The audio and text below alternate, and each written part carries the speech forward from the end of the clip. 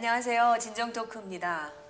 저희 이 시간에 민노총의 민낯을 낱낱이 밝혀주셨던 분이 계십니다. 전 석유공사 노조위원장을 지내셨고 제3노조라고 할 수 있는, 그러니까 한국노총과 또 민노총과에 이어서 이제 제3노총, 전국노총을 창립하는데 주축이 되셨던 분입니다. 지금은 노동연구원 원장을 맡고 계신데요. 오늘도 역시 이 김기봉 원장님을 초청해서 이제는 민노총이 그동안 해왔던 드러나지 않은, 감춰져 있는 여러 가지 행태들을 한번 자세히 하나씩 짚어보도록 하겠습니다. 나와주셔서 감사합니다. 예.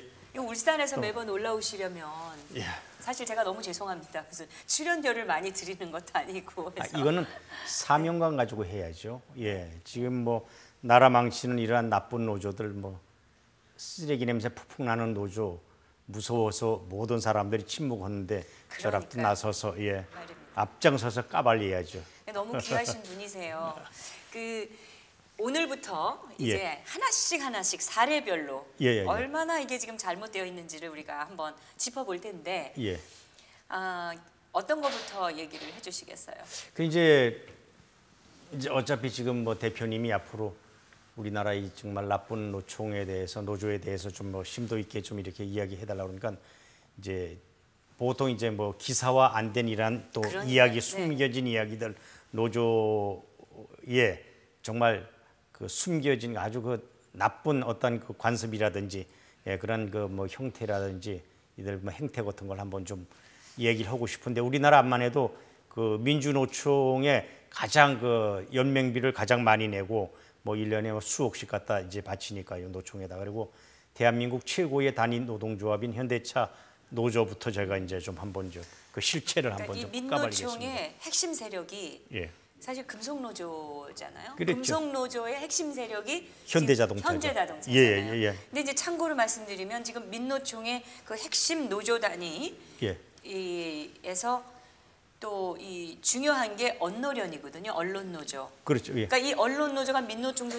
소속이기 때문에 지금 말씀하시는 그런 이제 앞으로 얘기해 주실 그런 것들이 보도가 안 되는 거라고 저는 생각을 합니다. 그렇죠. 왜냐하면 다 감춰주고 있는 거예요. 같은 편이다 해서. 그러니까 오늘부터 말씀하시는 게 사실은 정말 사실에 입각해야 되고 또 아주 정확하게 얘기해 주셔야 되고 대단히 또 중요한 이야기인 것 같아요. 저는 왜냐하면은 그들하고 뭐 30년 동안 같이 동고동락하고 뭐 현장에서 직접 목격한 이야기를 제가 하는 거죠. 그래서 아마 일반 사람들이 들으면은 좀 생소하고, 야, 노조가 이렇게 참 비열한 놈이구나 하는 걸 한번 뭐 이번 기회에 제가 얘기를 하고 싶은데 우선 현대차 노조부터 얘기를 하겠습니다. 사실 귀족 노조라는 소리를 굉장히 듣기 싫어합니다. 왜 우리가 귀족 노조냐고 그러거든요. 그런데 사실은 그래서 이제 오늘은 제가 귀족 노조라고 안 그러고 하류 노조라고 부르겠습니다. 현대차 노조를. 현대차면은 사실 뭐 월급도 많을 것이고, 그렇죠. 평균 연봉이 거기는 얼마나 되는 거예요? 쉽게 얘기하면 지금 독일의 벤츠 BMW가 세계의 최고의 자동차 메이커 아닙니까? 최고의 자동차를 또 만들죠. 그러면은 연봉도 세계에서 최고 받거든요. 걔네들보다 더 받는 게 현대자동차 노조원들입니다. 그러니까 뭐 세계 최고의 연봉을 받고 있으면서도 매일 저렇게 촛불 집회 나와서 정말 국가 전복시키려고 그러고, 벤츠 자동차보다 벤츠 BMW보다 얼마나 더 많이 받고 연봉 한 1,000만 원 정도 더 받습니다. 그러니까 월 100만 원 정도 받으니까 더 받는 거죠. 지금 비정규직 연봉 뭐 150, 뭐 200, 거의 비정규직 1인당 연봉을 갖다가 현대차가 BMW보다 더 받는다고 이렇게 생각하시면 됩니다. 그러면 이 현대차가 국제 시장에서 벤츠나 BMW만큼의 명성을 가지고 있나요? 그건 아니지 않습니까? 그건 아니죠. 월급만 더 받는 거 아닙니까? 제품은 못한 거 만들면서. 그리고 지금 이제 생산성도 국내에서 한 40% 정도 조금 안 됩니다. 거의 60%를 지금 외국에서 다 생산을 하기 때문에 지금 뭐 이런 식으로 나가면은 뭐 현대자동차의 정몽구 회장님 같은 분도 지금 이제 더 이상 한국에 자동차 고임금 주면서 자동차 생산할 이유가 없다고 그렇게 얘기를 합니다. 그렇죠. 월급은 많고 허구한 날 파업하지. 또 무슨 생산성이 더 있는 것도 아니고. 그렇죠. 그러니까 여기 있을 이유가 없죠. 사실 따지고 보면. 맞습니다. 그리고 지금 현대자동차 정몽구 회장님이 그 중국의 중칭에다가 지금 이제 사공장을 짓는데 그 사실은 작년에 저거 오픈하려고 했습니다. 그 중국의 이제 여러 가지 사정으로 인해서 금년에 오픈을 하는데 시진핑은 현대자동차만큼은 뭐 사드하고 관계없이 그 뭐 사전에 이제 정몽구 회장님하고 얘기가 우리나라에 공장을 질 때는 당신네들 하여간 뭐 최대의 그 수혜를 주고 혜택을 주겠다.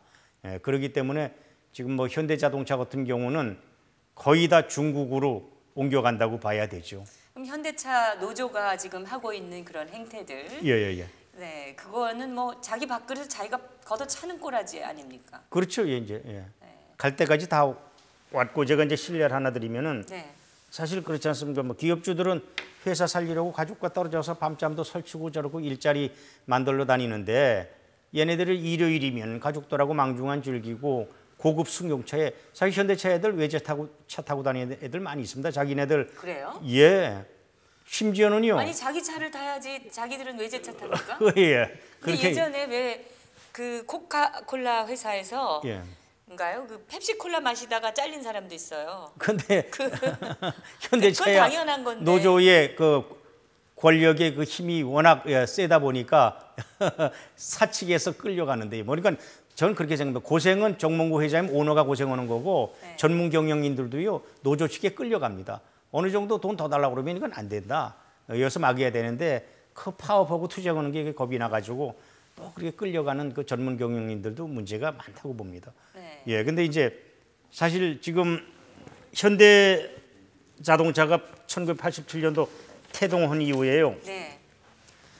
매년 9천억 정도의 그 파업 손실금 때문에 회사가 그렇게 피해를 보고 있거든요. 그럼 30년 같으면 약 30조라는 어마어마한 정말 천문학적인 그런 숫자가 회사에 피해를 주고 있단 말입니다. 일본 같은 경우는 거의 1조 원에 가까운 돈을 매년 그렇죠. 파업 때문에 잃은 평균적으로 그렇죠. 그렇게 손실을 보고 있습니다. 근데 이제 지금 우리가 대기업만 얘기할 게 아니라 얘네들은 파업을 하는 동안에 중소기업 협력업체 사장들은 죽어납니다. 부품 납입 업체들. 그래서 그 현대자동차 그 옆에 보면은 모아공단이라고 중소기업 협력업체가 이제 그 몇천 군데 있는데 그 손영태 회장이라는 분은 협력업체 그 협의회 회장은 저보고 그럽니다.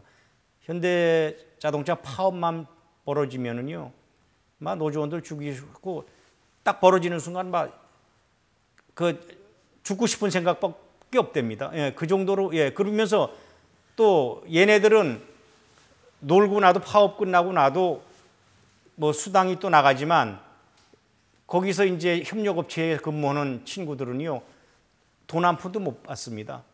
연봉 그거 한 2천만 원 되는 거 그것도 받지도 못하고 실직자의 신세로 전락을 하는데 우스운 건 뭐냐면은 파업하는 동안에요 현대차 애들이 간부라는 놈의 새끼들이 도박을 합니다. 도박도요 판돈 수백만 원씩 놓고 합니다. 그러니까 얘네들은 파업이 있지 않습니까? 일종의 사치입니다. 잔치고.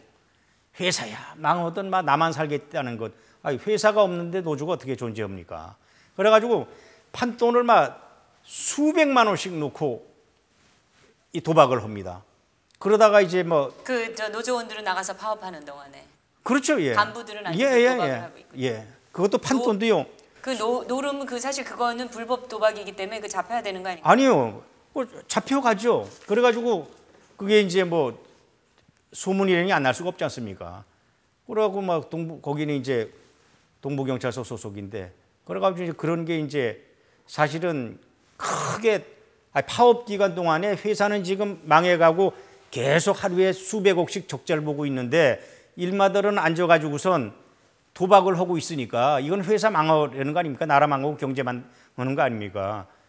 그런데도 이런 거를 사실은 신문 방송에서 대문짝막에 조명을 해야 되는데 다들 민주노총 산하의 언론 노조니까 그것도 막 거의 뭐 정말 조만하게 그냥 막 박스 기사로 조만하게 하고 맙니다. 이런 거 정말 대문짝막에 헤드라인으로 해갖고 전국에 다 알려야 되는데 그 정도로 이렇게 정말 현대자동차의 노조 간부라는 친구들이요 그렇게 정말 쓰레기 같은 그러한 작태들을 하고 있습니다. 그러니까 이 파업을 한번 하면 회사는 1년에 거의 1조에 가까운 9천억여 원이 손실을 나고 있는데 자기들은 파업 끝나고 나면은 어떻게든 자기 연봉도 오르고 수당도 다 받고 하니까 앉아서 도박하고 있고 그 와중에 협력업체에 일하는 그 비정규직이라든지 또 이 노동자들은 전부 일자리가 없고 일거리가 없어서 손가락 빨아야 되는 그런 상황을 만들고 있는데 지들은 노름을 하고 있다 이거 아니에요? 그럼 경찰에서 잡혀간 적은 있나요? 그 불법 도박에 해가지고. 그래서 잡혀가 구속시키고 이제 그런데 그런 적이 있어요. 그런 그런데 사례가 금방 나오나요? 아니면 진짜 형을 받나요? 근데 이제 문제는 또 뭐냐면요. 얘네들이 일단은 경찰서에 잡혀갑니다. 잡혀가면은 미리 사전에 한 100명씩 200명씩 깽가리 들고 경찰서 앞에 갑니다. 그러면은 경찰들 공무원이라는 게 이제 글자 그대로 우리가 공무원들은 복지부동이라고 안 그럽니까?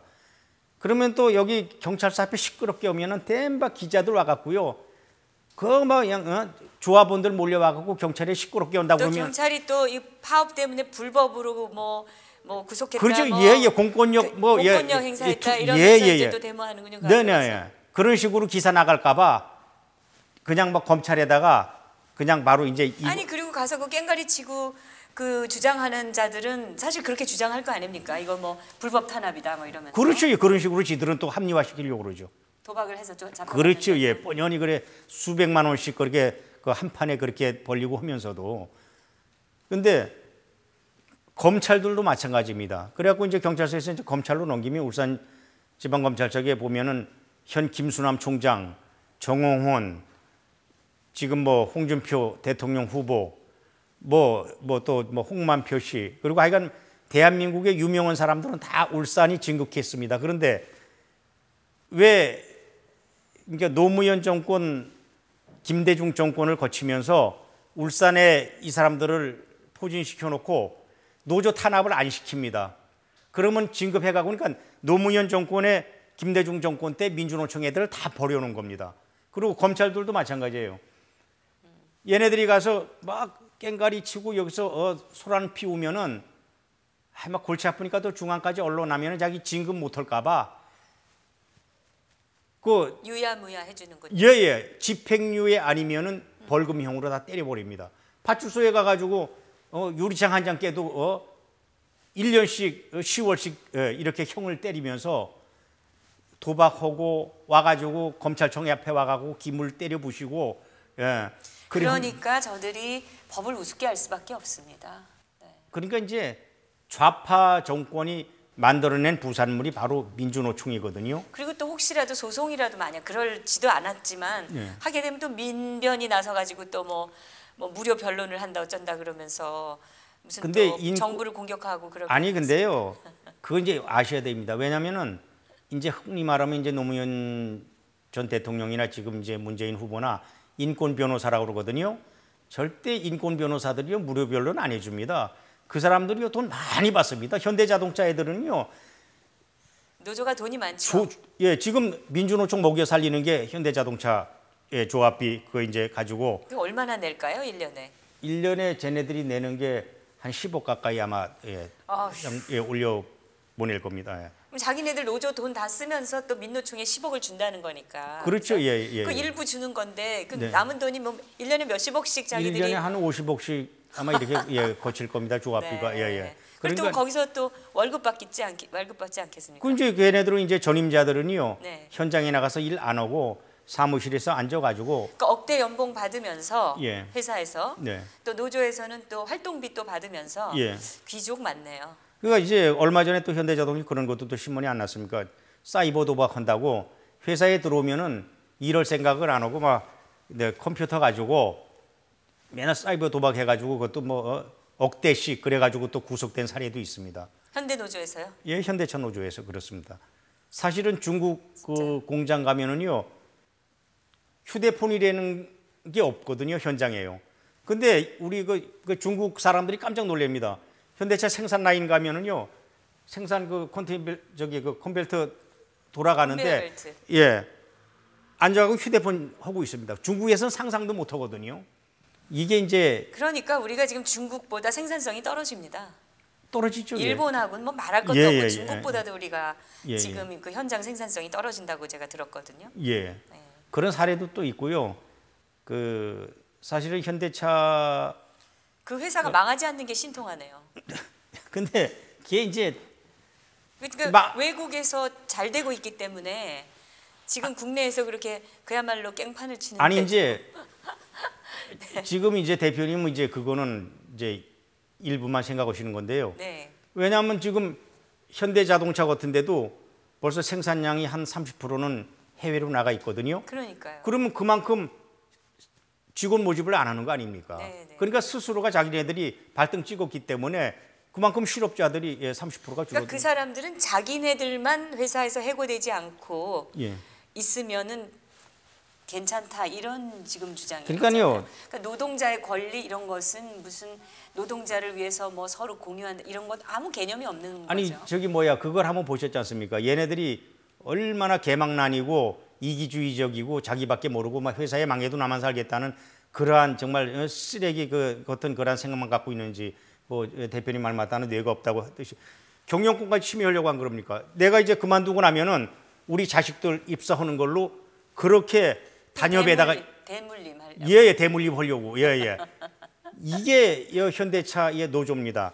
사실 현대차 노조 지금 이제 제가 이제 쓰레기 노조고 이제 뭐 자기네들이 귀족 노조라고 저를 고소를 했거든요. 현대차 노조에서요.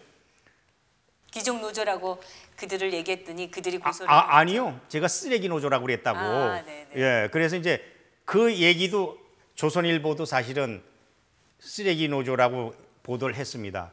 해갖고 고소를 했어요. 쟤네들이 3천만 원 달라고 그래갖고 대법원에서 1,000만 원 이제 승소해갖고 받아냈거든요. 그러니까 승소한 거죠. 승소를 하셨어요? 아니요. 이제 쟤네들 현대차 애들이요. 조선일보가 우파니까 쟤네들 허구한달 뭐 파업이나 오고 말이야. 저 배불른 노조라고 그러고. 근데 조선일보 이제 우파 아닙니다. 네. 예, 지금은 이제 조선일보가 우파이죠. 조금, 그렇죠. 네, 예. 그때는 뭐 한 7, 8년 전 얘기인데 그래 이제 저도 이제 칼럼 쓰면서 좀 뭐 그런 식으로 쓰레기 노조라고 썼더니 저도 이제 똑같이 고소를 했어요. 그러니까 3천만 원. 그래갖고 이제 언론중재에 갔더니 아니 왜 우리가 쓰레기 노조입니까? 그래서 그럼 쓰레기 노조 아니면 귀족 노조 하니까 왜 그럼 우리가 귀족 노조네? 연봉 1억씩 받으면 귀족 노조 아니냐 그랬더니 뭐 연봉 노조 저기 1억 받는 것도 그냥 받는 줄 아냐고 현장에서 땀 흘리면서 받는데 그러면은 지금 안티 현대차 노조 한번 들어가 봐라. 우리 3천만 원만 줘도 파업 안 하고 우리 이런다고 그런다고. 그러면 1억 받으면서 파업 하는 건 귀족 노조 아니냐. 그래갖고 이제 저한테는 얘네들이 선배님 다음부터 할 때는 우리 쓰레기 노조라고 그러지 말고 제발 좀 우리 비판 좀 하지 마십시오. 그래가지고 이제 쟤네들이 저한테는 이제 고소 출산했거든요. 소송을 취하했고요. 예. 그리고 이제 조선일보에서는 1,000만 원 받아내고. 예. 대법원에서 승소해갖고. 예. 네. 그러니까 이제 뭐 저 개인적으로 보면은 쟤네들 비중이 조선일보라는 거대 메이저 정말 언론 매체하고 김기봉이하고 똑같이 그 등급을 갖다 매기고 있으니까 저는 좋죠. 근데 사실 울산에서 현대자동차가 유일하게 학벌 안 보고 모집했었습니다. 옛날에 이제 그 80년대 초반 뭐 70년대 말 이때 처음에 현대자동차 이제 짓고 막 이래 할 때는 정주영 씨가 울산에서 그렇게 소문났으면 정주영 씨가 직접 다니면서요. 니아까 끄집고 다니는 사람들한테 왜 힘들게 여기 니아가 끄집고 고물 줍느냐고 우리 자동차에 들어와 가지고 기술 배워라. 예 회사 그러니까 아이고 자동차 그것도 그 회사냐고 노가다지. 예. 진짜 이건 울산의 사람들은 다 압니다. 그리고 그랬군요 초기에는. 예. 그리고 현대자동차 다닌다 그러면 울산의 부모들이요 딸을 시집을 안 보냈습니다. 그 정도로 막노동자 취급을 받았어요. 예. 초기에는. 네. 학벌이 없고 그리고 뭐 이상범이 같은 친구는 그 구청장 했지만 지금 손학규 후보 거기 지금 이제 뭐 따라다니면서 이제 정치판에 이제 좀 뭐 이렇게 딸랑딸랑하고 손학규 그 사람도 밑에 다니는데 현대 노조 출신입니까? 그리고 현대자동차 노조위원장 했는데요. 아.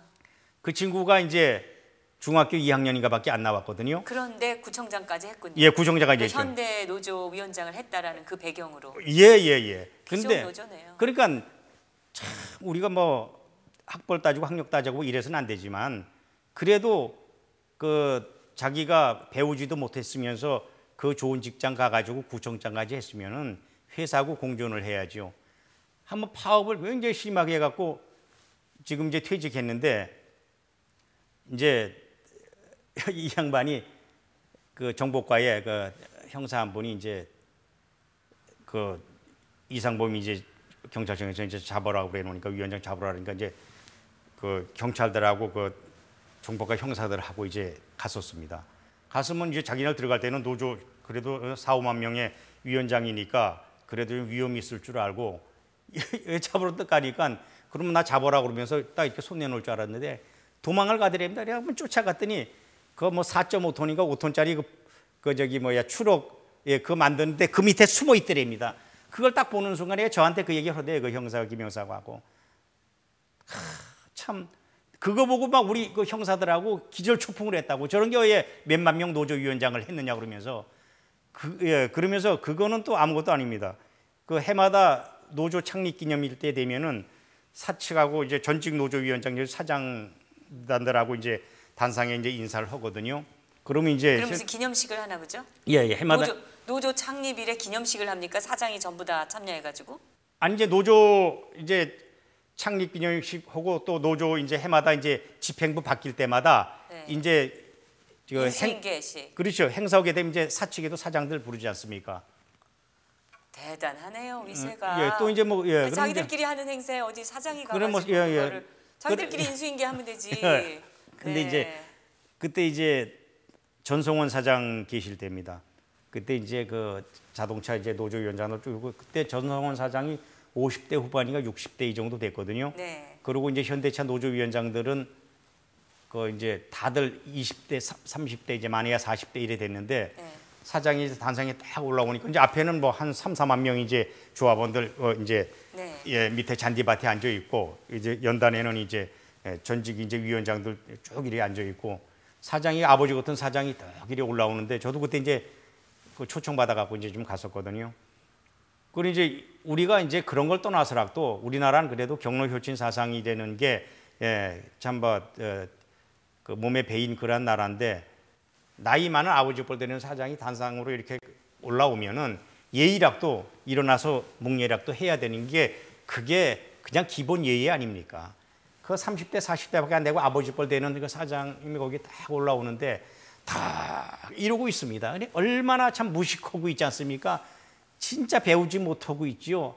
저는 막 그거 딱 보는 순간에 이래 놓으니까 현대차 노조 애들이 하류 노조고 삼류 노조고 그리고 울산에 부모들이 현대차 다닌다 그러면은 딸도 안 보냈구나. 그런 거를 그때 실감했습니다. 쓰레기 노조란 말씀은 안 하시네요. 삼류 노조, 하류 노조 하시면. 아니 이제 뭐 쓰레기 노조는 일반 사람들이 이제 하도 많이 쓰니까 이제는 막 제가요 뭐 쓰레기 노조라고 하지 마십시오. 규조 노조라고 하지 마십시오. 그러니까 이제 막 하류로 그냥 막 삼류도 아니 이제 막 하류 노조 취급하겠습니다. 쟤네들. 아, 네. 이 현대 노조가 지금 현재 많은 그 생산 시설이 이제 현대자동차가 외국으로 다 갔기 때문에 지금 국내 생산은 거의 3분의 1 정도밖에 안 남은 거 아닌가요? 지금 한 40%도 안 됩니다. 그러니까요. 해외에서 지금 30, 그러니까 3분의 1 정도 남은 꼴인데 그러면 지금으로 봐서는 그 중국에 세워지는 공장이 완공이 되고 그러면 이제 거기서 더 많이 생산하고 그러면은 여기는 점점 축소될 수밖에 그렇죠. 그러면서도 자기만 살겠다는 거죠. 지금 여전히 안 달라지고 있지 않습니까? 안 달라지죠. 그 행태가. 사실은 노조라는 게 회사하고 서로 공존을 해야 되는데 그러면 지금 이렇게 회사가 어렵고 그러면은 지금 일본 같은 데는 일본에도 한때는 엄청나게 노조가 강했거든요. 그렇지만 바로 우리나라처럼 이런 현실이 이제 도래되고 보니까 노사가 공존해야 되는 거를 실감을 하고 그러면은 이제 해마다 경상수지가 이제 뭐 적자 날 때는 노조도 그럼 똑같이 우리도 임금 삭감하십시오. 그런 식으로 이제 회사하고 공존을 해봤는데 아니, 회사가 어려울 때는 같이 고통을 분담하고 잘 될 때는 이익을 나누고 이렇게 해야지 맞는 거지 상식적으로. 고통을 받거나 말았거나 오히려 고통을 만들어주면서 자기들이 잘 먹고 잘 살겠다고 하는 것은 이것은 기본적으로 그 구성원으로서의 그 존재 의미가 없는 거 아닌가요? 저는 그러니까 지금요. 네.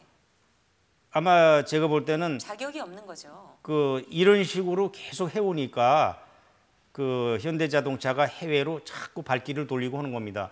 그러면은 금년에는 뭐 사실 저성장 같으면은 회사도 막 좋다, 막 이번 임금 협상이고 단협 때는 우리도 회사하고 똑같이 고통 분담을 하고 이래 해야 되는데 해만 돼서 3월달 돼서 벌써 임금 협상 단협 시기만 되면은 무조건 올려야 되는 겁니다. 그러니까 올려야 되는 게 왜 올려야 되냐면은 노조 간부라는 친구들이 그 뭐라 그럴까 좀 노동운동가로서의 소신이 없다는 겁니다. 왜냐하면 조합원들을 설득을 시켜야 되고 지도자들은 회사가 어려우니까 우리도 좀 고통을 분담하고 이렇게 회사하고 공존을 하자 이런 식으로 설득을 시켜야 되는데 얘네들이 정치적인 꿈을 갖고 있습니다. 노조 간부가 되면은. 또 노조 간부 하다가 국회의원 빠지다신 분이 여러 분 계시지 않습니까? 엄청 많죠. 예. 울산에만 해도 지금 그 국회의원 6명 중에 2명이 노조위원장. 네. 그거 뭐 현대자동차의 윤종호 위원장 지금 뭐 이제 조합 간부였거든. 노조위원장도 아니고요. 그리고 이제 저쪽에 그 뭐 동구에도 동구청장 하다가 이번에 현대중공업에 또 노조 저기 간부 출신이 금배지 달고 국회의원이 안 됐습니까? 근데 지금 이제 제가 그 얘기 드린 건 그 전에 그 현대차의 이용복 위원장이라고 부른 분은 그랬습니다.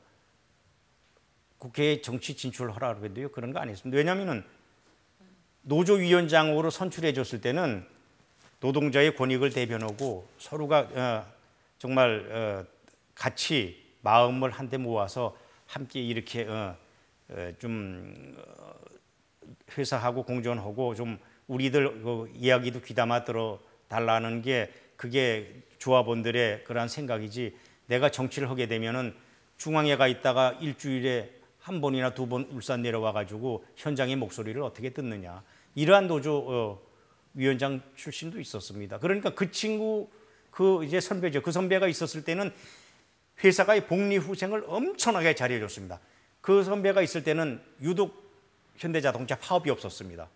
파업이 없었을 때는 복리후생이라든지 임금 인상 회사 조합원들이 요구하는 거요.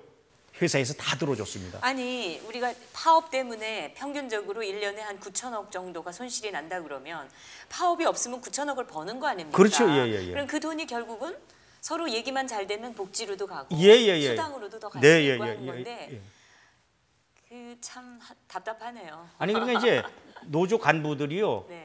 회사를 위하고 조합원을 대변하는 게 아닙니다. 자기 개인적인 정치 그 지도자로서 그러니까 정치계 진출의 그 하나의 이제 좀 역할을 이제 거기서 자기네들이 그 이제 좀 뭐 발판을 삼으려고 그래 하니까 회사에 그 이념적인 문제도 있지 않습니까? 이제 그러니까 이제 그죠. 왜냐하면 지금 그 울산에는 보면은 그 좀 좌파 그 성향의 노동운동가들이 울산이 제일 많이 있습니다. 그렇겠죠. 네. 그리고 그 전에 이제 그 영남이 사건이라고 굉장히 크지 않습니까? 그 김창현 같은 친구도 이제 구청장도 하고 자기 이제 부인은 국회의원까지 했는데 그런 친구 영남이라는 거는 이제 빨갱이 사건이거든요. 간첩 사건이란 말입니다. 간첩. 근데 그 영남이 사건을 제가 지금 좀 정확하게 그 내용이 기억이 안 나서 그런데 좀 설명해 주시겠어요? 그 영남이 사건에 대해서는 이제 울산의 그 김창현이라고 하는 지금 이제 고대 나와가지고 그 대학교 다닐 때 이제 운동권이다 보니까 자기가 이제 어찌 보면 뭐 국가 전복하려고 그러는 거죠. 고려대학교 나와가지고 뭐로 저 중소기업에 거기 취업을 하겠습니까? 예전에는 불법 취업이 많았습니다. 운동권들이 예. 노동 현장에 가서 네. 이 노동자들을 이념 교육을 시키기 위해서 예. 이 운동권의 특히 주사파 사상에 물들은 친구들이 예. 인류 대학을 나와 가지고는 아주 그 작은 기업에 예. 그야말로 이 노동자로 몰래 숨어 들어가 가지고 위장 취업이라고 그랬죠. 예. 그걸 많이 했거든요. 이제 그런 친구들이 침투해 가지고 네. 결국은 이제 그 노동자들이 이제 빨갛게 사상을 이제 물들이는 거죠. 그리고 결국은 이제 그 김창현의 친구는 이제 자기 그 아버님하고 이제 아버님 이제 김기대 씨라고 이제 그분하고 제가 이제 뭐 형님 동생은 굉장히 친하게 지냈습니다. 근데 네. 그 진짜 그 보면은 그리고 자기 스스로도 그걸 부정을 안 했습니다. 결국은 막 영남이 사건이 연루돼 갖고 3년인가 4년인가 실형 살고 나와서 지금도 이제 그럼 간첩 사건에 연루돼 가지고 그렇죠. 예. 간첩 사건이 실형을 살았는데 예. 그 사람이 구청장까지 지냈어요? 그렇죠. 예. 그러니까 왜냐면은 네. 동구나 북구 지역에는 90%가 노동자들이니까. 네. 예. 그러니까 뭐 자연히 회사 파괴시키고 회사 선동하고 막 간첩질하고 예. 그러는 걸 오히려 더 좋아하는 겁니다. 훈장이 하나 더 붙는 거죠. 예. 그러니까 조합원들이 가만히 있으면은 그 사람은 능력이 없는 사람이라고 그럽니다. 그러니까 조합 간부나 지도자 되거나 위원장이 되면은 회사에 무조건 막 때려 부시고 막 조합원들 선동해 갖고 그러고 나면 뭐 신문에 얼굴 나고 그러고 나면 그다음에 자기 금 배지 달든지 뭐 구청장으로 가든지. 예. 도대체 이 나라가 가치관이 어디로 갔는지 모르겠어요. 제일 이해가 안 되는 게 자기가 몸담고 가장 많은 시간을 보내는 자기의 직장에 예. 기물을 때려 부시는 거. 파업을 한다고 하면서 저는 그거가 참 진짜 이해 안 되는 게 그런 부분입니다. 그 제 책에도 나와 있지만 그 제가 그 얼마 전에 현대자동차 정몽구 회장님 제발 현대차 빨리 중국으로 좀 이전해 주십시오. 1인 시위를 하러 이래 갔더니 1인 시위를 하셨어요, 그렇게? 예. 그게 이제 뭐 신문 방송에 이제 다 네. 보도가 됐는데 네. 정문에서 막 뛰어나오는 겁니다. 큰일 납니다. 왜냐하면 회사가 무서운 게 아니라 조합 간부들이 오면 자기네들 큰일 난다 이거라. 그러니까 저에 대해서 늘 회사 측 좋은 일을 하고 있으니까 그래서 아니 내가 여기 회사 위하고 당신네들 위하는 거 아니냐래. 얼마 전에 경비들이 두드러 맞았습니다. 어떻게 됐냐면은 이제 조합원들이 들어오면 뭐 명찰 안 차고 오면은 제지할 거 아닙니까 명찰이. 그러니까 명찰 안 차고 다닙니까 회사 들어오는데? 아니 그러니까 이제 그 명찰을 안 찼던 뭐냐면 제지. 네. 예, 그 이제 출입증을 갖다 안 차고 있으니까 그 정문에서 이제 경비 되시는 분이 아니 저기 왜 표창 안 잡으니까 야 이 네. 개새끼야 임마 내가 조합 간부야 하면서 이게 조합 간부가 되면요 이거는 막 정몽구 회장 뭐 사장 위에 군림하려고 그럽니다. 그래갖고 이 친구가 이제 조합 간부라고 그러면서 소리 지르고 개새끼 어쩌고 전화하니까 이제 조합에서 이제 전화가 와갖고 들어갔단 말입니다. 근데 좀 있으니까 한 7, 8명이 몽댕이하고 들고 와갖고 있지 않습니까? 경비실을 막 초토화시키고 때려부셨어요? 예, 다 때려부시고 경비들을 두드러 패고 노조 간부 못 알아봤다고? 그렇죠. 예. 그래갖고 그냥 들어가가지고 전직 노조 간부들하고 현직 노조 간부들하고 데리고 나와가지고 경비실 경비실을 갖다 있지 않습니까? 기물을 다 때려부시고 경비들 닥치는 대로 패갖고 현대차 정문에서요? 예. 그러니까 막 조합 간부들이라는 친구들은요. 깡패 아닙니까? 그거? 이건 그 저희 동네 조폭보다도 아주 저 쓰레기 같은 놈들입니다. 아니 그러면은 경비원들이 출입증 안 보고 그 제지한다고 해갖고 개새끼야 내가 임마 누군지 몰라 조합 개새끼야 간부인데 뭐 어디 감히 잡어. 그러고 들어가가지고 조합 저기 집행부들 데려와가지고 경비들 두드러 패고 그렇게 해도 회사 측에서 그 사람들을 징계를 못 하는군요. 그렇죠. 예. 참 예. 그러니까 뭐 이 노조에 뭐 간부라는 거 완장 차고 나면은요 회사도 보이지 않고 막 공권력도 없고 법도 아니 없고요. 알아보게 하려면 지들이 간부 바뀌거나 할 때마다 사진 찍어가지고 그 사진 이렇게 갖다가 경비실에 붙여놓고 이런 사람들은 대접하라고 하든가. 그 정도로 여기 현대차 그 노조 이 간부들은요 아주 썩을 대로 다 썩습니다. 진짜 내가 막 자동차 앞에만 지나가 막 지난다고 그럽니다 제가요. 정말 막 그런 그 현대차가 지금 현재 울산의 노동자가 현대차 모든 직원이 다 노조에 가입이 돼 있나요? 그러면은? 그렇죠, 예. 예. 그럼 현대차 안에서 나는 민노총 소속인 노조에 가입하고 싶지 않다. 나는 다른 노조에 가입하고 싶다. 이런 게 허용이 안 되나 보죠? 아니 지금 이제 사실은 거의 다 이제 유니언숍이죠. 오픈숍이 아니라. 그러니까 일단은 막 들어가면 다 뭐 민주노총에 그러니까 무조건 현대차 들어가는 사람은 자동적으로 조합에 민노총 소속인 현대차 노조에 가입을 할 수 있도록 돼 있고 월급에서 자동적으로 돈을 띄어가고.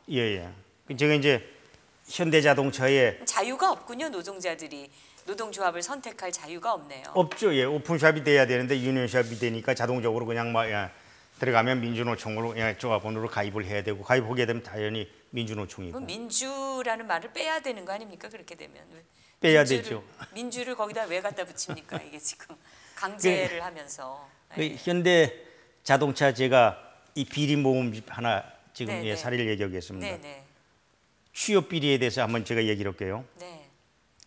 그 현대자동차 취업시켜준 데는 그 취업을 미끼로 해갖고 정모라는 친구가 12명부터 4억을 받았습니다. 현대차의 노조 간부인데 노조 간부인가요, 그 사람이? 아니요, 이 사람 이제 평조합원인데 이제 취업시켜주게 해갖고 그게 이제 12명으로 4억을 받았는데 또 좀 있다가 조합 간부들도 그 7억 취업해 준다고 그러면서 취업 비리로 이제 7억 8천만 원을 이제 끌고 간 사건이 있는데 이래서 이제 이게 지역에 이제 검찰의 수사 대상이 돼 가지고 8명이 구속되고 12명이 불구속되는 이 취업 비리의 큰 사건이 또 하나 있습니다. 또한 납품 비리는 어떤 게냐면 해마다 이제 그 노조 창립 기념일 되면은 거긴 한 4, 5만 명이 되니까 1인당 거의 다 한 돈 10만 원씩 되거든. 그럼 수십억이 안 됩니까? 그러니까 그거 가지고 이제 업체 선정하면서도 또 장난질 해가지고 거기에 남은 수익 갖고 또 노조 간부들끼리 또 이렇게 챙기고 하는 이러한 또 납품 비리 있고. 아니 그 설명을 제가 이제 좀 이해를 돕기 위해서 그 노조 창립 기념일에 쓰는 그 뭐 기념품 같은 거를 납품받기 위해서. 거기서 업체들로부터 돈을 받고서 그걸 한다 이거죠. 그렇죠. 이제 그게 이제 어떻게 되냐면은 이제 뭐 어떤 생산 라인에서는 우리는 이번에 뭐 운동화 사줘 그러면 뭐 나이키라든지 뭐 브랜드 다 걔네들 브랜드 있는 것만 하려고 그러니까 이제 그런 거 또 있을 거고 또 우리 부모님들한테 뭐 선물해야 되는데 무슨 건강 보조식 뭐 좋은 거 비싼 거 뭐 상하 뭐 이런 거 그러면 업체 몇 군데 선정을 하는데 선정하는 과정에서 거기 뭐 서로 들어오려고 그러지요. 그러니까 뭐 선물비가 그 선물비는 노조에서 내는 겁니까? 회사에서 주는 겁니까? 아니요, 나 이제 노조 조합비 가지고. 노조 조합비 가지고. 그런데 1인당 한 10만 원 정도의 선물을 한다 이거죠. 노조 창립일에. 그러니까 뭐 4, 5만 명 되니까 4, 50억 되는 돈 아닙니까? 그러면 그러니까 그 납품업체들이야 뭐 뇌물을 좀 주고서라도 받으려고 하겠네요. 그걸 또 이용하는 거네요. 노조 간부들이. 그러니까 이제 노조 집행부에서 그런 또 납품 비리도 있고 취업 비리라든 것도 있고 또 사실은 그 현대자동차가 또 막 불법 파업이라든지 또 과경노사 분규가 심하지 않습니까? 그러면 한번 뭐 공장 샷다운 됐다 하면은 뭐 생산 라인 섰다 하면은 10억 단위가 아니라 100억 단위, 1000억 단위가 손실 나니까 이제 회사 근데 뭐 전 이름 그대로 다 냅니다. 이영구 위원장 같은 경우는요. 회사에 2억을 받았습니다. 좋다 마. 내가 막 파업 이번에 안 오게끔 내가 파업 막아줄 테니까 돈 내라 이건가요? 그렇죠. 뭐 또 회사에서도 또 좋죠. 막 좋다 그래가지고 막 회사 뒷거래가 있군요. 그렇죠. 그런 뒷거래라고 노조위원장이라는 친구가 수억씩 받아가지고 챙기다가 결국 세구랑 차고 이것이 현대차의. 그러니까 울산 현대차는 그 노조가 다 끌고 가는 거네요. 회사가 경영진의 어떤 의사라든지 경영 방침이라든지 잘못한 것에 대한 어떤 그 회사에서 뭐 인사적인 징계라든지 이런 거 기능을 할 수가 없는 지금 상황 같이 들려요. 그러니까 이제 울산 사람들은 그걸 다 알고 있습니다. 노조도 나쁘지만 거기 끌려다니는 사측이 더 나쁘다고 그럽니다. 저도 아니 근데 사측이야. 노조 노조 비위 건드렸다가는 다 파괴되고 자기들이 수천억의 손해를 보는데 그 끌려다닐 수밖에 없는 상황도 있지 않습니까? 게다가 또 자기들 못 알아봤다고 때로 몰려가가지고 폭행을 해대는데 뒤에서 무슨 짓을 당할지 겁이 안 나겠습니까? 지금 현 사측의 전문 경영인들은요, 회사하고 노조하고 있지 않습니까? 어찌 보면 둘이 공존하고 있는 겁니다. 그래서 그렇게 보세요? 예, 우리 좋다 그러면은 막 이번에 파업하지 말아라. 네. 그럼 이번에 우리가 임금 인상 얼마 해줄게 이런 식으로. 그러니까 그러지 말고 우리가 경영이 이번에 적자니까 네. 너희들도 좀 요걸 감내해라. 고통만 갖춰자. 이렇게 설득시키는 게 아니라 파업하는 게 겁이 나니까 좋다. 그럼 우리가 이렇게 해줄게. 그러면서 다 이제 끌려다니는 게 사측 그것도 큰 문제입니다. 참 답답하네요. 그리고 네. 울산에 200개 되는 시민사회가 단체가 있습니다. 네. 이렇게 파업이 벌어져도요, 거기 가가지고 파업하지 말으라고 그렇게 성명서 하나 제대로 발표를 못 냅니다. 다 같은 좌파 단체들이 많은가 보죠? 아니 좌파 단체들이야 뭐 파업하라고 이제 부추기는 거지만 네. 그래도 시민사회 단체라고 그러면은 가서 파업하지 말으라고. 울산 경제가 어렵다고. 전신에 제가 하고 있는 울산 노사발전연구원에는 그 단체에서 가서 파업하지 말으라고 이래 하는데 그러면 이게 엄청나게 큰 사건 아닙니까? 그러면 제가 연구원 원장이 돼갖고 기자회견을 시청 프레스센터에서 합니다. 그러면은 기자들하고 제가 굉장히 친하거든요. 친한데도 개인적으로 형님 동생 하는데도 얘네들 민주노총 소속이니까 뒤에 그럼 현수막에 울산이 죽고 있습니다. 파업하지 마시고 그러면은 제가 성명서 읽을 때는 카메라 다 돌아가고 기사 쓰는 척 해놓고 기사 송구할 때는 내가 없을 때 이번에 태극기 집회 때 보면은 뭐 방송사에서 우리 아침에 몇 명 나올 때 찍어놓고 젊아들은 이빨 있을 때 많이 조명해갖고 보낸 듯이 일마들도 똑같습니다. 진짜 노사 화합을 위해서 하는 이 단체에서 나가서 그런 기자회견이나 이래 하는 거는요, 아예 언론에 보도도 안 내고 있지 않습니까? 그런 실태입니다. 다 나라가 망조가 들렸어요. 예. 그러니까 막 민주노총도 썼고 거기에 같이 그 예속돼 있는 언론 노조도 썼고 그러면은 그래도 그런데 사실 또 한편 보면은 워낙 좀 폭력적이고 그러니까 좀 무서울 것 같아요. 함부로 거기에 반론을 제기한다든지 근데 그런 것들에 대한 두려움이 있지 않을까요? 근데 있지 않습니까? 네. 사실 얘네들은 왜 조폭입니까? 조폭은요, 우리나라에 뭐 사실은 김두한 그 양반은 조폭입니다. 떼거리로 몰고 다녔지 않습니까? 근데 시라손이라는 분은 혼자 다니면서도 김두한한테 대접받았습니까? 그죠? 그 사람은 뭐예요? 저 울산에서 이제 한 2만 명씩, 1만 명씩 현장에서 이 데모하면요, 나 걔네들 보면 그냥 막 열불이 나갖고 참질 못합니다. 2만 명, 3만 명들 쫓아갑니다. 야, 이 개새끼들아, 여기 어디냐고 이러냐고. 그러면은 이렇게 쳐다보고 가만히 있습니다. 그러다 이제 어쩌다가 한 놈이 쫓아가고 막 하면은 그때 이제 군중심리로 이래 합니다. 그러니까 쟤네들은 개인적으로 보면 하나도 무섭거나 힘이 없는 놈들입니다. 힘이 없기 때문에 떼거지로 몰려와서 저렇게 파업을 하고 이래 하는데 진짜 침묵하지 말고 쟤네들을 위해서 강하게 잘못된 걸 갖다가 지적을 하고 그래 하면은 쟤네들 절대 저러지 못합니다. 근데 지금 속으로야 진짜 나쁜 놈이라고 하면서도 겉으로 민주노총에 대해서 질타를 하지 못하지 않습니까? 그리고 더군다나 현대자동차 노조 같은 애들은 정말 뭐 학벌도 없고 여기서 뭐 우리도 많이 배운 건 아니지만 학벌도 없고 그러면은 언론 노조 한 사람들은 그나마 글 쓰는 사람들은 머리에 그래도 들은 사람들 아닙니까? 그러면은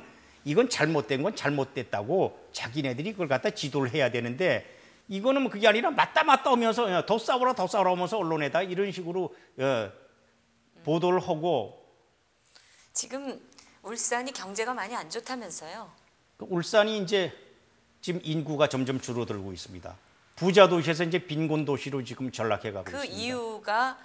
그 이유 중에 하나가 그런 어떤 망국적인 폭력 파업 또 계속되는 그런 그게 역할을 한다고 원인이죠. 생각하세요? 예. 그게 원인이라고 보세요? 그게 제일 큰 원인이죠. 왜냐하면은 울산의 현대자동차 망하면은 경제가 망한다고 그러거든요. 그 뭐 울산에 지금 근데 울산에 다른 기업들도 많이 있지 않습니까? 또 조선도 있고. 그러니까 조선이 이번에 지금 어렵죠. 예, 사실. 조선도 어렵고 이제 자동차도 지금 어렵죠. 외국으로 지금 저렇게 빠져나가는 현상이고 또 이제 지금 뭐 화학 업종이라든지 이제 그 외에 이제 뭐 비철 금속이라든지 뭐 이런 거는 경제의 그 일부분입니다. 울산 경제의 큰 비중을 차지하고 있는 게 조선과 자동차. 자동차. 근데 이제 조선은 뭐 워낙 지금 어려운 상황인 거는 알려져 있고 자동차는 지금 많이 빠져나가면서 이게 생산이 많이 줄어들고 있는 생산량을 점점 줄이고 있습니다. 해외에는 뭐 생산량도 늘지 고용도 뭐 임금도 또 그 뭐 중국 같은 데는 7분의 1밖에 안 되지 않습니까? 지금 현대자동차 임금에. 급여를 7분의 1로 주고 생산성은 더 나고 더 맞고 그럼 글로 가야지. 그렇죠? 기업하시는 분들이야. 그러니까 자기 죽는지도 모르고 온 몸에 지금 암덩어리가 지금 자기 몸에 이렇게 스며들어 갖고 이러는지도 모르고 자기 밥그릇만 생각하고 싸우고 있는 거네요. 그래 사람이 좀 직장 다니는 사람들은 멀리 바라보고 살아야 되는데 지금 뭐 아이고 내가 뭐 하면서 내일 회사 망해도 나만 살면 되지 하는 게 이 현대자동차 그 애들 특히 노조 집행부들 그 썩어빠진 사고 방식입니다. 네. 또 다른 게 뭐가 있나요? 우리나라 최대의 이제 단위 노조라고 하는데 그리고 이제 민주노총에 가장 많이 분담금을 제일 많이 내고 있습니다. 현대 자동차에서. 근데 이게 막 나라가 망조들려고 그런지는 모르지만 현대중공업도 지금 민주노총에 그동안에 이제 그 빠져 있다가 이번에 이제 다시 가입을 했거든요. 그러면 현대중공업에도 또 분담금을 갖다가 몇 억씩 또 위에다 낼 거란 말이다. 민주노총이. 그러면 민주노총은 돈이 많아지게 되면요. 투쟁 기금이 또 점점점 많아집니다.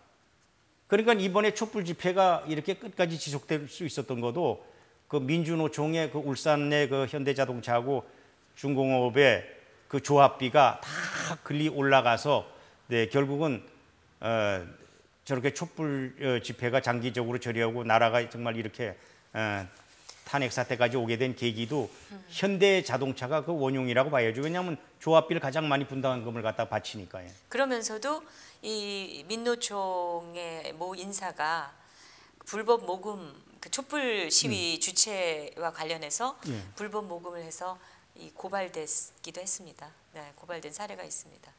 따로 또 이제 불법적인 모금을 했다는 거죠. 그럼 뭐 자기네들도 뭐 그래 안 옵니까? 지들도 똑같죠. 그러니까 쟤네들은요 그 태생 자체가 그 자기네 그 나쁜 짓 하는 그 행동은 그거는 뭐 합리화 시키려고 그러고 남의 조그만 약점 같은 거는 크게 부풀려 가지고 그거를 그냥 막 온 세상에 아주 나쁜 걸로 이렇게 만드는데 앞장서는 게 민주노총이면서 지금 신문 방송 노조입니다. 언론위원회입니다. 그러니까 이제 앞으로 그 이 참 민주노총을 정말 잡을 수 있는 그러한 사람이 차기 대통령이 돼야 되는데 지금 뭐 여론조사 1위 하는 문재인 후보 같은 사람은 뭐 재벌도 해체시켜라.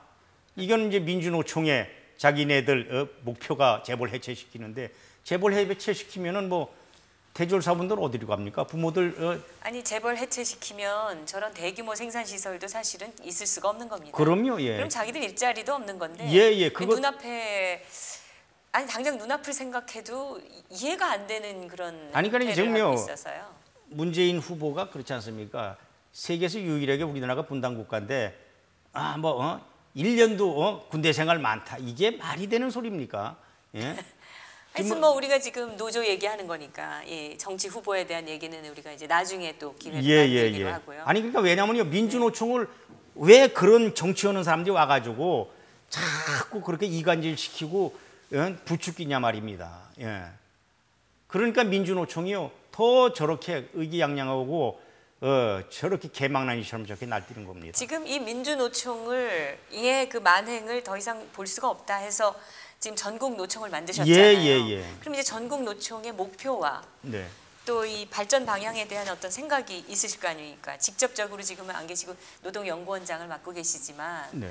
그 지금 전국노총의 핵심 지도부하고 깊이 서로 이제 교류하시고 거기서 또 자문도 하시고 하기 때문에 예, 아니요. 저도 이제 뭐 거기 소속돼 있으니까 네. 이제 저는 그렇습니다. 이제 집행부위원장하고 얘기가 하여간 민주노총의 그 잘못한 비리 사례를 우리가 이제 다 하나하나 이제 다 파헤쳐 가지고 그 지금 이제 왜냐하면 또 그 사람이 또 양심이라는 게 있으니까 민주노총 뭐 저놈들은 양심도 없잖아. 우리 김병식 위원장 같은 경우는 위원장이 이제 좀 나가서 좀 출연 좀 해달라 그러니까 그럼 아직은 뭐 형님 가갖고 까발리든지 뭐 하고 내 입으로 내가 거기다가 이렇게 그래 하느냐. 그래서 제가 나와서 이제 계속 까발리는데 우리 전국노총에서는 왜냐하면 누구락도 그렇지만 그래도 우리 같은 노총이라는 사람들이 민주노총 잘못 간 걸 갖다가 사례직으로 분석집을 만들어 갖고 발표하고 그렇게 되면은 쟤네들이 좀 받아들이는 데미지가 클 거 아닙니까? 그래도 일단 전국노총의 그 가입자 수가 많아져야 될 거 아닙니까? 전국노총이 진정한 노사의 상생 발전을 목표로 하시는 거라면은 더 많은 노동자들이 그 틀 안에서 같이 발전하는 데 참여를 해야 되지 않겠습니까? 근데 지금 그 우리 전국노총 산하에 이제 그 건설 노조가 있는데 건설 기능인 노조가 있는데 그 아시다시피 건설 플랜트 노조라고 아시지 않습니까? 막 죽창 들고 그냥 막 경찰들 막 찌려고 방어하고 건설 노조도 아주 그 노조 파업이나 이 폭력 시위에 아주 주축을 그렇죠. 이루었었죠. 그 주축. 근데 우리 전국노총 산하의 건설 기능인 노조는 회사하고 공존을 합니다. 이제 어떻게 되냐면 석유화학 단지 안에 이제 그 해마다 이제 샷다운이 있습니다. 한 6개월씩 세워놓고 공장을 갖다 이제 이제 보수할 때 그때 거의 다 민주노총 산하의 플랜트 노조가 들어갔었거든요. 100%가. 그래 얘네들은 공장에 일하다가도 자 파업하자 그러면은 일 멈추고 가서 또 파업을 합니다. 그러니까 회사 측에서는 죽으려고 그러는 거죠. 근데 우리 건설 기능인 노조는 들어가 가지고 파업을 안 하거든요. 그냥 성실하게. 그래갖고 지금은 민주노총 애들이 한 30%밖에 못하고 우리가 70%를 하고 있습니다. 그래서 지금 이제 알게 모르게 우리 전국노총 산하가 이렇게 합리적인 정말 노사 간의 이러한 노사 문화 정착시키는데 하는 걸 울산 지역에는 이제 그 기업체들이 다 알고 있습니다. 그래서 요게 이제 그 뭐 첫술밥에 배부르는 게 없다고 뭐 여기에 20년 됐는데 우리 뭐 1년 조금 넘었는데 저희들이 그런 식으로 정착을 하고 어찌됐든 민주노총 이게 자꾸 정말 이 개망나니 짓 하고 좀 나라 망치려고 이래 하는 거를 저희들이 이제는 막 계속 근데 이거 뭐 저희들이 뭐 기자회견하고 뭘 해도요 뭐 언론 노조 애들이요 발표를 안 해주고 그래서 이제는 뭐 그러네요. 제가 요전에 여기 나와서 여기 저희 책 보시는 분들 저한테 책 주문하면서 이야기가 방송 못 믿겠다고 그래서 요즘은 인터넷 방송 본다고 그게 차라리 낫다고 그래서 이제 앞으로는 우리 이제 청명진정 방송 TNJ 방송 나와가지고 무슨 일만 있으면 알려주세요. 보도를 해드릴게요. 근데 그 지금 2년이 채 안 됐는데 6만 명 지금 육박을 하시면은 그건 사실은 대단히 호응을 얻고 계신 거라고 생각이 되고 더 많은 그 진짜 노동자들이 진정한 자기들의 복지와 건강한 그 어떤 근무 환경 그리고 노사가 같이 상생 발전하는 여기 동참을 해야 된다는 생각이 들어서요. 그러면 뭐 적극적으로 홍보도 더 하셔야 되고 많은 그 노동 현장에 우리도 있다라는 걸 좀 알리셔야 되지 않겠습니까? 현재는 이제 그러고 있습니다. 그게 이제 외부에만 이렇게 안 알려져 있다 뿐이지 내부적으로는 정말 열심히 기업체하고 노사 상생을 하고 있습니다. 저희 전국노총이. 또 오늘도 이렇게 정말 귀하신 말씀 감사드리고요. 다음에는 또 어떤 노조에 대해서 또 이 민노총의 어느 노조를 또 다음은 이제 현대자동차 했으니까 두 번째로 큰 이제 현대중공업 노조의 비리를 또 밝혀주시기 그럼 다음 시간을 또 기대하면서 우리 전국노총 정말 발전하시기 바랍니다. 감사합니다. 대표님이 있어갖고 저희들이 힘이 납니다. 감사합니다. 오늘 전 석유공사 노조 위원장이시고 제3노조인 그 민노총에 대항하는 전국 노총을 만드시는데 주역을 하신 노동연구원의 김기봉 원장님 모시고 현대자동차의 노조에 대해서 한번 그들의 비리에 대해서 한번 살펴봤습니다. 깜짝 놀랐습니다. 네. 이런 일이 벌어지고 있군요. 노조 간부가 경비가 자기를 못 알아본다고 때로 몰려가가지고 회사 기물을 다 파괴하고 그 경비들을 다치게 하고 이런 일이 백주대낮에 벌어지고 있다는 것이 정말 저는 충격이고요.